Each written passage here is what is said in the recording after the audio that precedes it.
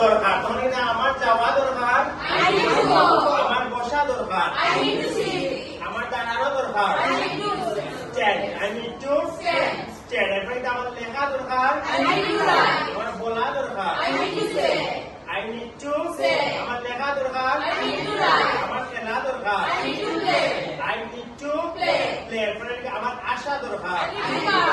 I need to come এরপরে গিয়া আগে আমরা ক্যান মানে কি জানি পারি, আমি লিখতে পারি, আমি লিখতে পারি, আমি লিখতে পারতাম।